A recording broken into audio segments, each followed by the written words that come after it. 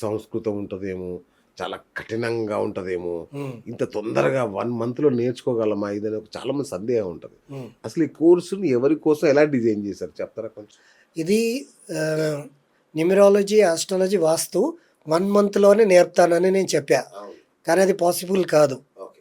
కాకుండా ఎందుకు అలా చెప్పానంటే, పరాశరి జ్యోతిష్యము మరణించేంత అంటే అది నేర్చుకొని మరణించేంత వరకు కూడా నేర్చుకున్న తక్కువే ఓహ్! పరాశరి జ్యోతిష్యం. ఏదైనా సరే ఇప్పుడు మన శాస్త్రంలో ఉన్న జ్యోతిష్యాలన్నీ కూడా ఎంత నేర్చుకున్నా తక్కువే. ఓకే. దాంట్లో ఉన్న మెయిన్ పాయింట్స్ ఏవైతే ఉంటాయో మనకు కావాల్సింది ఏంటంటే ప్రిడిక్షన్ కావాలి. ఎవరికైనా కూడా మనం నేర్చుకుంటే ఆయన చెప్తే ఎంత బాగా ప్రిడిక్ట్ చేశాడరా, నాకు గురుగారు చాలా కరెక్ట్గా చెప్పాడు అన్న భావన కలగాలి. అది కలిగేలా 30 డేస్లో నేర్పిస్తామని చెప్తున్నాం. వావ్! బేసిక్ టచ్ ఉండాలి వీళ్ళకి ఖచ్చితంగా. ఓకే. బేసిక్ టచ్ ఉన్న తర్వాత 30 డేస్లో నేర్చుకోగలుగుతారు. ఓకే. దీని తర్వాత వాళ్ళకి మేము మెటీరియల్ ఇచ్చేస్తాము. వాళ్ళు ఏది ప్రతి నెల ఎంత నేర్చుకుంటూ ఉంటే అంత జ్ఞానం పెరుగుతూనే ఉంటుంది. కఠినంగా ఏముండదు కదా, సంస్కృతాలు ఇట్లాంటివి ఏమి ఉండవు. ఆ కఠిన బాధలని మేము పడ్డామండి. అదే అంటున్నా. మేము కానీ మా మా తోటి వాళ్ళందరం కూడా ఆ బాధలని పడ్డాము. ఓకే. అవి ఎట్లా ఉంటాయి, ఏంది, ఎంత నేర్చుకోవాలి, ఎంత నేర్చుకున్నా కొన్ని సందర్భాల్లో ప్రిడిక్ట్ అనేది కరెక్ట్గా చేయలేరు అనమాట. సో అది ఎందుకు చేయలేరు ఏంటి అవన్నీ ఉంటాయి దాంట్లో. చాలా మంది నేర్పిస్తున్నారు, రకరకాల ఎక్కడెక్కడ కూడా కోర్సులు ఉన్నాయి. మీ దగ్గర నేర్చుకోవడం అనేది ఎందుకు? మీ దగ్గర నేర్చుకుంటే వాళ్ళకు వచ్చే లాభం ఏంటి? ఏంటి స్పెషాలిటీ ఏంటి అని అంట. ఎగ్జాక్ట్లీ. మన దగ్గర న్యూమరాలజీ ఉంది, ఆస్ట్రాలజీ ఉంది, వాస్తు ఉంది. అవును.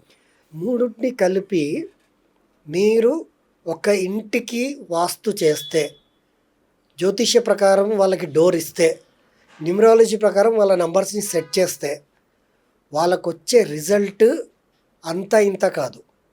కాబట్టి ఈ మూడుని కలిపి మనం ప్రిడిక్షన్స్ చేస్తున్నాము, ఎవరికైనా రిజల్ట్ ఇస్తున్నాం. కాబట్టి ఈ మూడుతోటి మనం ఏదైనా జయించవచ్చు అన్న స్పెషాలిటీ మన దగ్గర ఉంది. ఇది నేర్చుకుంటే ఈ స్పెషాలిటీ అనేది మీకు ఉంటుంది. మాకు 3 వచ్చన్న కాన్ఫిడెంట్ మీకు ఉంటుంది. ఇంకోటి సార్, న్యూమరాలజీ చాలా వాస్ట్ సబ్జెక్ట్ అంటారు కదా, నిజంగా ఈ తక్కువ రోజులలో నేర్చుకోగలుగుతారా? అదే అంటున్నాను సార్, నేను మాకున్న ఎక్స్పీరియన్స్ ద్వారా అయితే నేర్పించగలుగుతాం. ఓకే. యాక్చువల్లీ న్యూమరాలజీ ఏంటంటే 1వ సంఖ్య నుండి 9వ సంఖ్య కారకత్వాలన్నీ నేర్చుకోవాలి. తర్వాత ఇయర్ ఫలితం నేర్చుకోవాలి. తర్వాత డెడ్ యాంటీ, స్ట్రెంగ్త్, గ్రాఫాలజీ అన్నీ ఉంటాయండి దీంట్లో. ఓకే. డోర్ నెంబర్ కరెక్షన్ ఉంటుందా సార్? డోర్ నెంబర్ కరెక్షన్ కూడా ఉంటుందండి. డోర్ నెంబర్ కరెక్షన్ కూడా రావాలి వాళ్ళకి ఇది రాదు అనేది కాకుండా అది చెప్తారు, అది చెప్తారు ఖచ్చితంగా. అట్లాగే వర్టికల్ నెంబర్స్. అవునండి, వర్టికల్ నెంబర్స్ గురించి కూడా నేర్పిస్తాం. ఓకే. మొబైల్ న్యూమరాలజీ కూడా ఇది చాలా ఇంపార్టెంట్. ఫోన్ లేనిది ఎవరికి ఉండదు కదా. అవునండి, 10 నంబర్లు ఉంటాయి మొబైల్లో. మనకు అప్పట్లో ఎస్టీడీ కోడ్ 040 ఉండేది కదండి. ఆ 040 5 నంబర్లు ఉండేవి మనకు. అయితే ఇప్పుడు మొబైల్లో వచ్చేసి మనకు ఫస్ట్ 5 నంబర్లు ఎస్టీడీ కోడ్. ఇది తెలియదు ఎవరికి. ఫస్ట్ 5 నంబర్లు ఎస్టీడీ కోడ్, అది ఎవరికి ఉండదు. మిగతా 5 నంబర్లే అందరికి ఉంటాయి మనకు. మీరు లాస్ట్ నెంబర్ 9 అనుకోండి, ఆ 9కి బదులు 8 పెట్టండి, ఒక మనిషికి వెళ్తుంది కాల్, వేరే మనిషికి వెళ్తుంది. అదే ఫస్ట్ 5 డిజిట్లలో ఒక్క నంబర్ మార్చి చేయండి, అది అసలు ఎక్కడికి వెళ్తుంది, మనిషికి వెళ్ళదు అది. ఫస్ట్ 5 నంబర్లు ఎస్టీడీ కోడ్ అనమాట. నెక్స్ట్ 5 నంబర్లు వచ్చేసి మన నంబర్లు. ఆ నంబర్లో లాస్ట్లో 4 ఉండకూడదు అండ్ 8 ఉండకూడదు అని ఇట్లా కొన్ని నంబర్లు ఉంటాయి. ఇవన్నీ నేర్పిస్తాం సార్. అట్లాగే సార్, సిగ్నేచర్ కరెక్షన్స్ అనేది చాలా బాగా పాపులర్ ఈ మధ్య కాలం. అది కూడా ప్రాక్టికల్గా నేర్పిస్తారా మీరు? గ్రాఫాలజీ అండి ఖచ్చితంగా పనిచేస్తున్నా. గ్రాఫాలజీ అనేది ఎందుకు పనిచేస్తుందంటే, మన మైండ్లో ఉన్నటువంటి థింకింగ్ ఏదైతే ఎనర్జీ ఉంటుందో అది మనం రాతపూర్వకంగా కంప్లీట్ చేస్తాం ఎనర్జీని. ఆ సిగ్నేచర్ అనేది అందుకే మనకు అంత ఇంపార్టెంట్ అంటారు. ఎన్నిసార్లు మనం సిగ్నేచర్ చేస్తామో, మీరు పైనుండి కిందికి సిగ్నేచర్ చేయండి, లైఫ్ అంతా డౌన్ఫాల్ అవుతుంది. కింది నుండి పైకి సిగ్నేచర్ చేయండి, లైఫ్ అంతా హై రేంజ్లో ఉంటుంది. కాకపోతే దాని డిగ్రీస్ ఉంటాయి, డిగ్రీస్ పరంగా ఉంటుంది. ఇంత డిగ్రీస్ మాత్రమే సిగ్నేచర్ పైకి వెళ్ళాలి అండ్ ఇన్ని సున్నాలే ఉండాలి అండ్ ఇలాగే రాయాలి. అన్కంప్లీట్ అక్షరాలు ఎన్ని ఉండాలి, ఎన్ని ఉండకూడదు. ఇనిషియల్ని కలుపుకొని, సపోజ్ సిహెచ్ ఉందనుకోండి, సిహెచ్ రవి శాస్త్రి అని ఉందనుకోండి, సిహెచ్ని కలుపుకుంటే కూడా వాళ్ళకి కరెక్ట్ టోటలే రావాలి. ఓకే, అలా గ్రాఫాలజీ. రైట్. ఇంకా అసలైన సబ్జెక్ట్ నేమ్ కరెక్షన్, అది నేర్పిస్తారా? ఖచ్చితంగా. నేమ్ అనేదే విధిరాత అండి. ఒక శివాజీరావు గాయక్వాడ్ అనే వ్యక్తి ఈరోజు రజనీకాంత్ అయ్యాడా లేదా? అవును, అవును. శివశంకర వరప్రసాద్ చిరంజీవి గారు అయ్యారు. అట్లా మన సినీ ఫీల్డ్లో ఇప్పుడు నాని నుండి ఉన్నటువంటి వాళ్ళందరూ కూడా నేమ్ కరెక్షన్ చేయించుకుంటున్నారు వాళ్ళు. కరెక్ట్, అవును. ఎందుకంటే నేమ్లో ఎనర్జీ పవర్ లేకపోతే అవును. సాధించలేము. నేమ్ ఈజ్ ఏ విధిరాత అని నమ్ముతున్నారు అందరూ. అవును. కాబట్టి ఆ నేమ్ అనేదే ఫస్ట్ ప్రియారిటీ ఇస్తాం. ఓకే, నేమ్ కరెక్షన్ చేయడం రాకపోతే ఇంకా వేస్ట్ అండి. 100% నేమ్ కరెక్షన్ ఎన్ని డెడ్ యాంటీస్ లేకుండా ఎన్ని విధాలుగా నేమ్ కరెక్ట్గా ఉండాలనేది పర్ఫెక్ట్గా చేసి వాళ్ళకి యాక్చువల్లీ వాళ్ళు మా దగ్గర నేర్చుకోవడానికి వస్తే ఫస్ట్ వాళ్ళ నేమే వాళ్ళు కరెక్షన్ చేసుకుంటారు. సూపర్, వాళ్ళ ఇంటిని వాళ్ళు సరిగ్గా చేసుకుంటారు, వాళ్ళ జాతకాన్ని వాళ్ళు కరెక్ట్గా చేసుకుంటారు.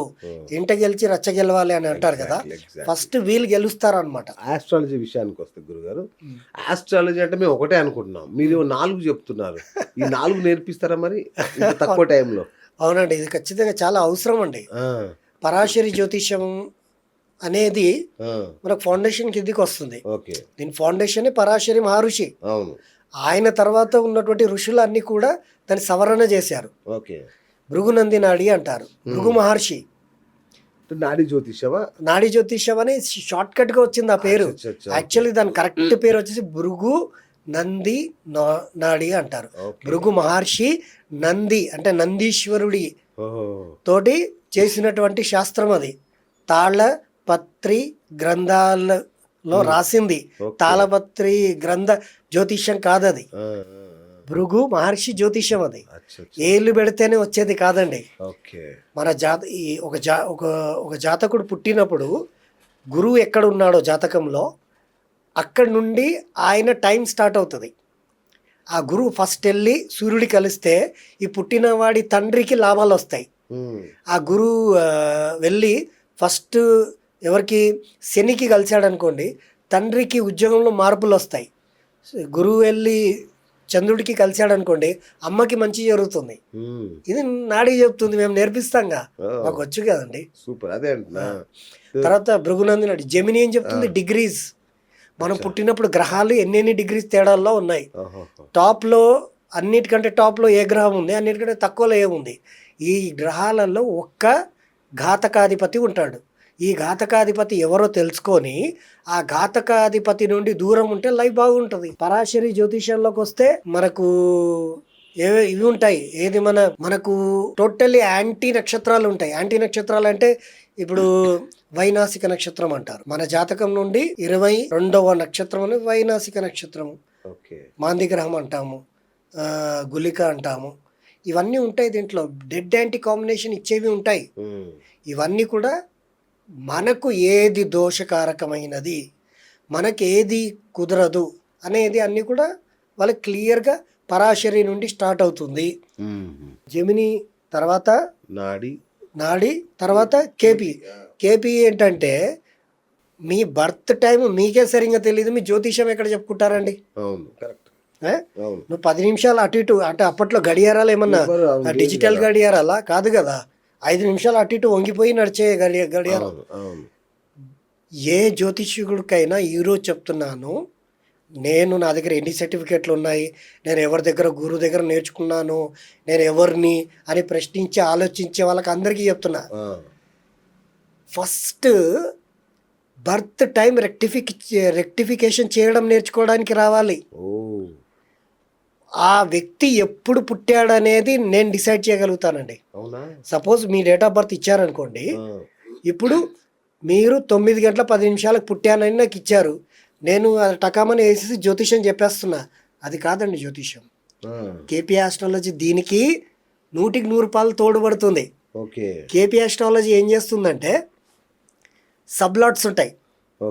నక్షత్ర లార్డ్ కేపీ ఆస్ట్రాలజీ మనకు star lord, sub lord, sub lord అని ఇట్లా లార్డ్స్ ఉంటాయి అన్నమాట. సబ్ లార్డ్ని పట్టుకొని నక్షత్రాధిపతిని పట్టుకొని మీరు ఎప్పుడు పుట్టారు, అసలు మీ కారకత్వం ఏంటిది అనేది నేను చెప్పగలుగుతా.